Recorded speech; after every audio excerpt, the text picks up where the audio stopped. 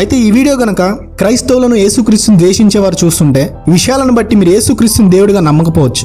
అందుకే ఒక ప్రాముఖ్యమైన విషయం చెప్తాను, గమనించడమే కాదు, ఇది గుర్తుపెట్టుకోండి. ఇది జరిగినప్పుడైనా క్రైస్తవుల దేవుడే ఈ విశ్వానికి సృష్టికర్త అని ఒప్పుకుంటారు. ఒకసారి ఈ వీడియో చూడండి.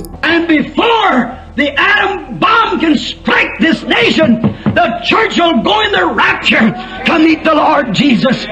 And before the atom bomb can strike this nation, the church will go in the rapture to meet the Lord Jesus.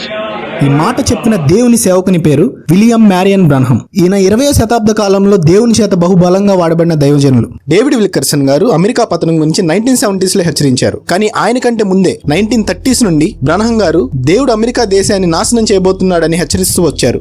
ఆయన ఏమన్నారంటే, రష్యా దేశం అమెరికా మీద ఆటం బాంబు వేయబోతుంది. అది జరగడానికి ముందు వధువు ఇక్కడి నుండి కొనుక్కోబడుతుంది. అంత్య దినాల్లో అమెరికా దేశం కాలిపోవడం దేవుడు ఆయనకు చూపించిన దర్శనం. 1954లోని the mark of the beast ప్రసంగంలో ఆయన ఇలా అన్నారు, The Russian Empire will drop an atomic bomb of some sort on the Vatican City and destroy it in 1 hour. Thus saith the Lord. Amen. Russia Vatican city పైన bomb వేస్తుంది. 1 గంటలో అది పూర్తిగా నాశనం అవుతుంది. ఇది దేవుడు సెలవిస్తున్నమాట. డేవిడ్ విల్కర్సన్ గారి ద్వారా దేవుడు ఒక అమెరికా దేశం కాలిపోతుందని చెప్పాడు. బ్రన్హం గారి ద్వారా ఒక అమెరికానే కాదు, వాటికన్ నగరం కూడా కాలిపోతుందని చెప్పారు. ద లావోదిషియన్ చర్చెస్ అనే ప్రసంగంలో ఇలా అన్నారు, this nation will be burn with atomic power. God will let Russia do it. అంటే దేవుడు అంత్య దినాల్లో రష్యా దేశాన్ని ఉపయోగించి అమెరికా మీద ఆటం బాంబ్ వేయించబోతున్నాడు. అది దేవుడు రష్యాను వాడుకొని అమెరికాకి తీర్చబోతున్న తీర్పు. ఇప్పుడు అమెరికా దీని గుండానే వెళ్తుంది.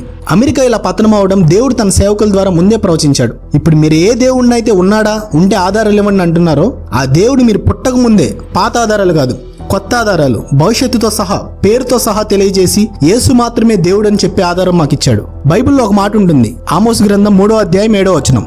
తన సేవకులైన ప్రవక్తలకు తాను సంకల్పించిన దానిని బయలుపరచకుండా ప్రభు అయిన యెహోవా ఏమీ చేయడు. మా దేవుడు ఉన్నాడు అనడానికి ఇప్పుడు ఈ ప్రపంచంలో జరుగుతున్న సంఘటనలే ఆధారం.